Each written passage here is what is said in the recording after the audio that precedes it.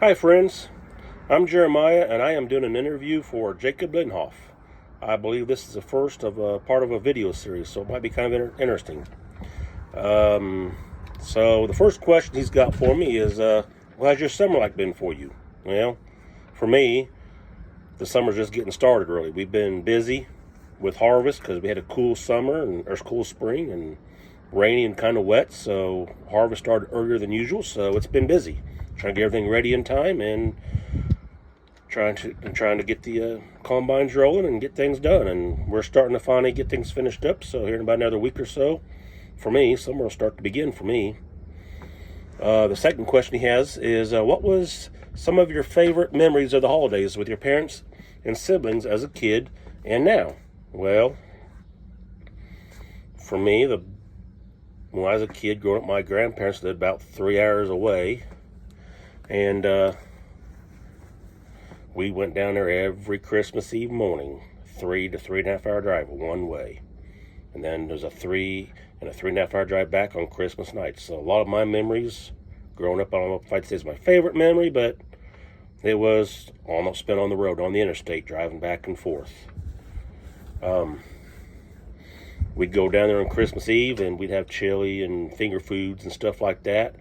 And chili, like I said, and then that night we'd open presents. All the presents got opened on Christmas Eve, and on Christmas Day, Grandma got the fine china out, the tablecloth, fancy tablecloth, all that, and she had turkey and ham and stuffing and corn and anything you think of, desserts, pies, all of it. So that's probably about my only really memory you could say of Christmas as a kid. And how does that compare to now? Well, my grandparents are both gone now, and a lot of the family's gone, moved on, dead, and moved on to their own lives, different states. So now we don't do anything. So it's just another day of the week for me. So it's a big change, but it is what it is.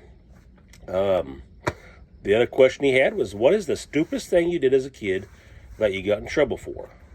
Well, when I was in grade school, my brother and I, we didn't really get along. We were two totally different people. And somehow, I don't know how it happened. I'm sure he instigated it because he was an instigator.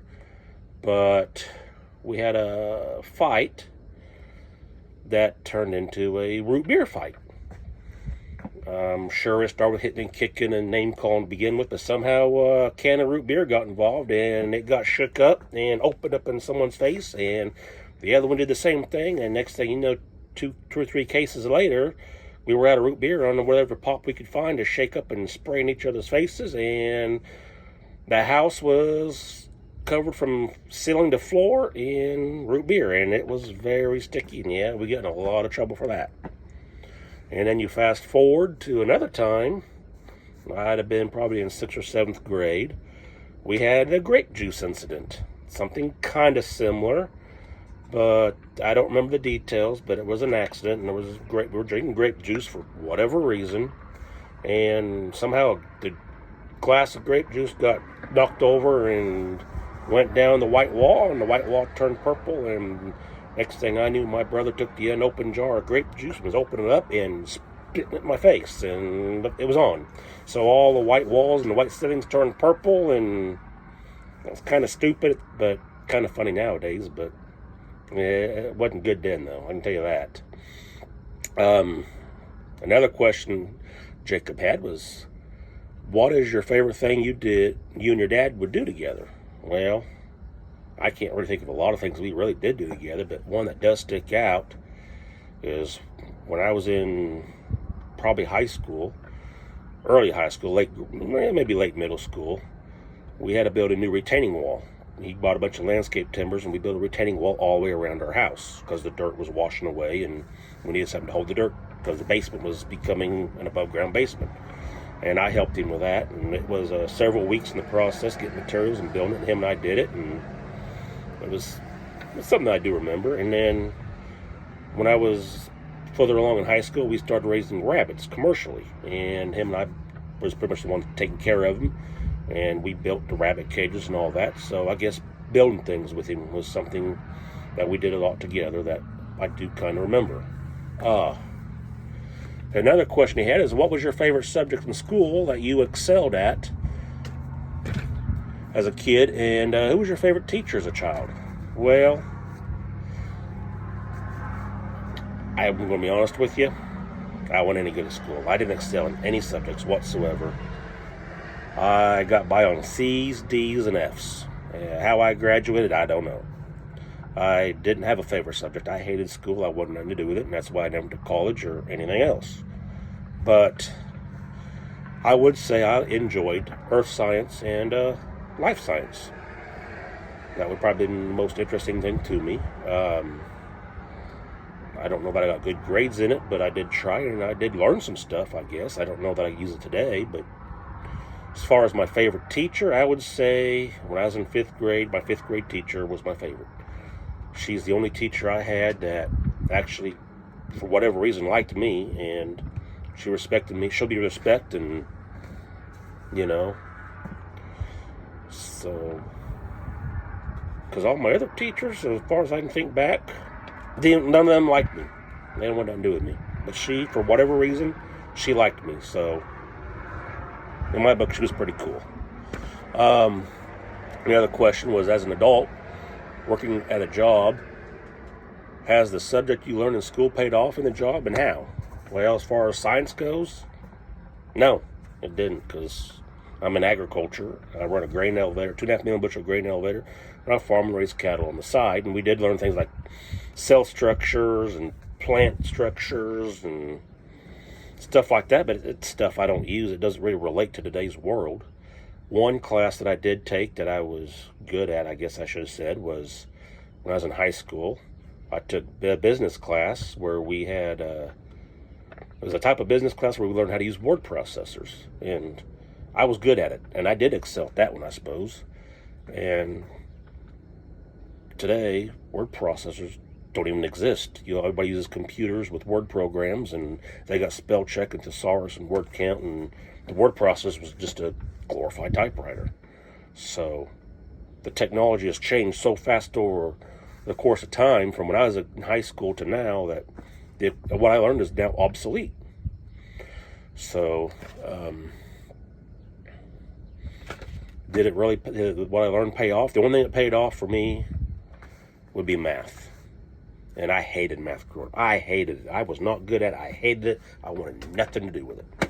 But your basic math, like addition, subtraction, multiplication, and division, finding averages, finding the perimeters of an object, decimals, you got to move the decimal 2 places, because if you got weigh something and you want the 100 weight of it, you got to figure what the decimal is to get the 100 weight. I do that stuff all day, day in and day out. But that was all grade school stuff.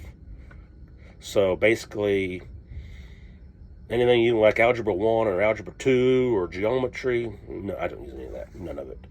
So if you're watching this and you want to know what to pay attention to in school, grade school math is it. Stick to the grade school math, because that's all I use, is adding and subtracting and trying to make sure where your bank account's in the positive and not the negative. It's pretty simple math, that's all it is. So another question he had was, what is the best Christmas present you received recently from your parents or siblings as an adult, as in an item? Well, I've never had a present from my brother. I only had one brother, and we didn't get along. So like I said, I haven't seen him in many, many years. So from my parents, I would say, and we grew up poor. We didn't have a lot of money. So, when I was a kid, like in 5th grade, I got a new bicycle for Christmas, and that was like a big thing. So, but, as an adult, this might sound kind of silly to some people, but my parents are older, and they're not retired, but my dad is, but mom's not, but they're getting there. But they go to farmers markets, they raise a garden, they got chickens, and they get, for eggs and whatnot. And one present I remember here just a couple years ago was I got several boxes of canned food. It was they hard-boiled eggs, they pickled the eggs and made their own brine with jalapenos and stuff. And it was a lot of corn and green beans and potatoes and beets and sauce, all kinds of salsas and marinara sauces and stuff. And it's not an item you could go buy at a store. And I mean, you take $100 to go buy something and give it to you, and like, this is great. And 6 months later, it's set on a shelf, collecting dust, and never used it again. This was something that they had spent a considerable amount of time, several months, getting everything, working on it, putting it together, canning it, processing it, and storing it. And then it was something that I would use for a couple of years. It lasted about 2 years before I ran out. And I hope I get some more because it was good. And it sure saved on the grocery bill. So, I mean, to some people that might be nothing, but as far as an item, that's an item that I could use, and I really appreciated it. How was working on a farm different from working in an elevator, which I work in a grain elevator? And he asks us to explain, is it harder or easier and why? Well, in a lot of ways, it's mostly the same. Because like the hours when you're busy in the farm, you're busy in the elevator. Like all the harvest time, you're busy. During planting time, you're busy not so much in the elevator, but on the fertilizer, we sell fertilizer. So everybody's coming getting fertilizer and seed. We sell some seed. As far as differences is, in the elevator, I'm working with the end product. I'm working with the grains after it's harvested. And on the farm, I am working with it, from conception on, from your planting the seed, trying to get it to grow, stay alive, fertilizing it, caring for it, and get it to grow. And of course, I raise cows on the farm, and the elevator has nothing to do with cattle. So that's a big difference there. There's no meat in the elevator. Is it easier or harder? I'm going to say the elevator is easier for the simple fact, financially, if something breaks down, you call somebody, they come fix it, they build a co-op, and the elevator pays for it, and it's done. On the farm, it's like crap. How much is it going to cost? How can we afford it? Can we afford to pay for it now? Do we need to finance it? If we can't afford it, is it something we can do without and find a way to get around it, get by? There's just a lot more variables to it because on the farming end, it's a very, very shoestring budget. It's very tight. The elevator side is a commercial business and an industrial business, and it's got deeper pockets. And there's a lot more manpower at the elevator.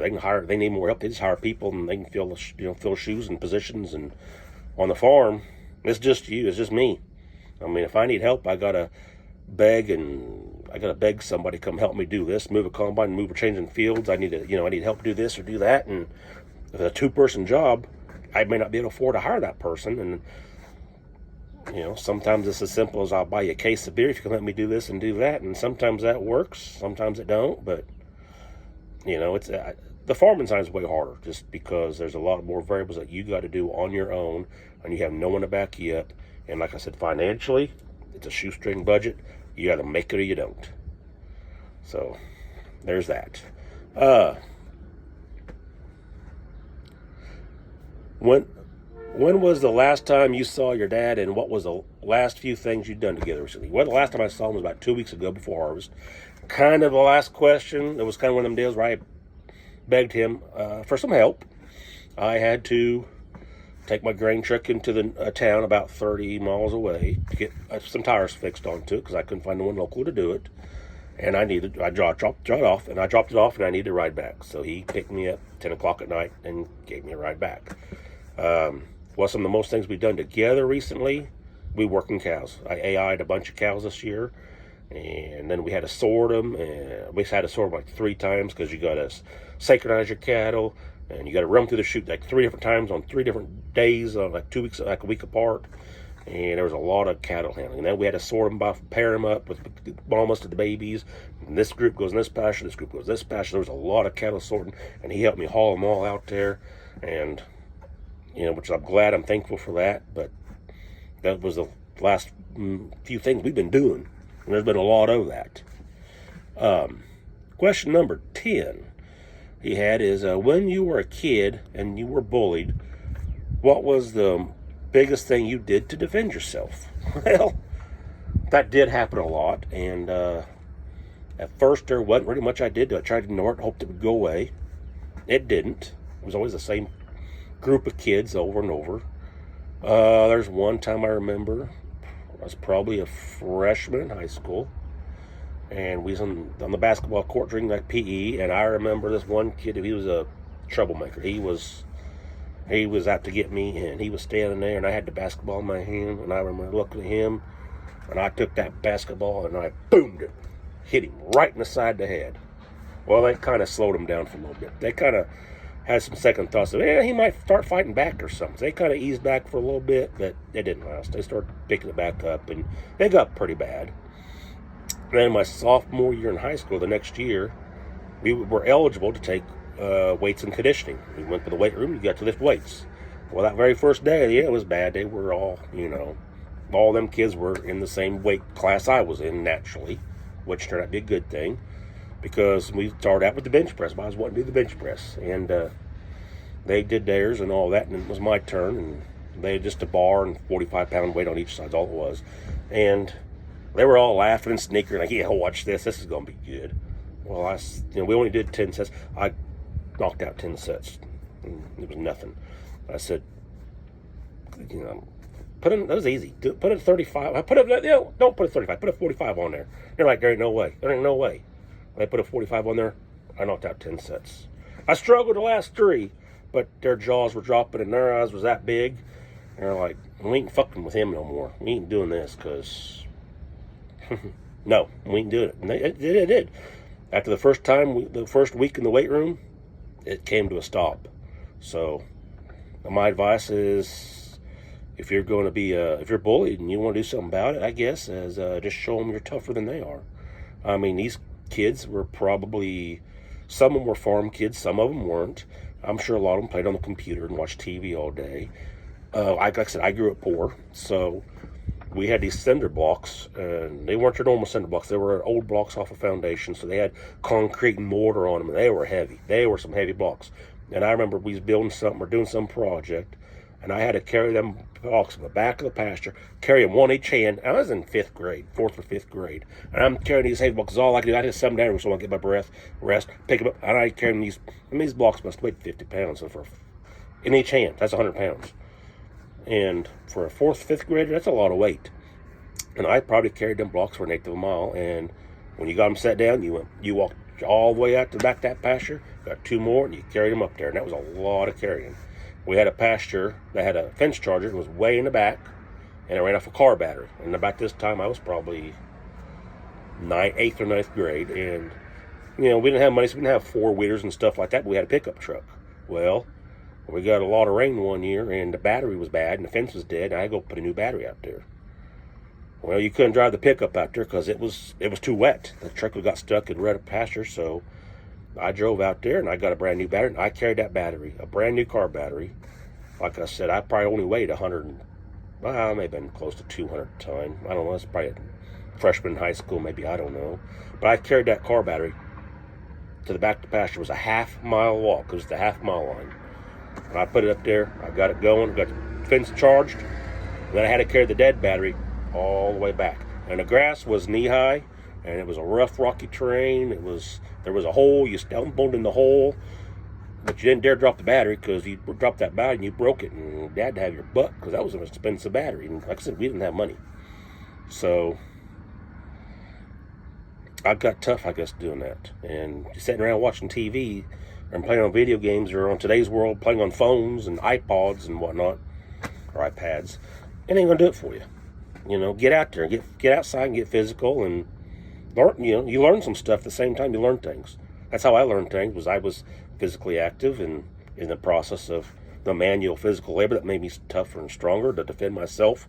And I didn't have to fight anybody. I just went to the weight room, started lifting weights, and showed them what's up. And at the same time, I learned things. I learned how to figure things out. This don't work, try this, try that. So in a nutshell, that's it. But like I said, I think Jacob said this might be the first part of a video series, so hope there's more to come. I don't know, that's up to him. But other than that, that's all I got. So thank you for watching, and have a great day, guys. Thank you.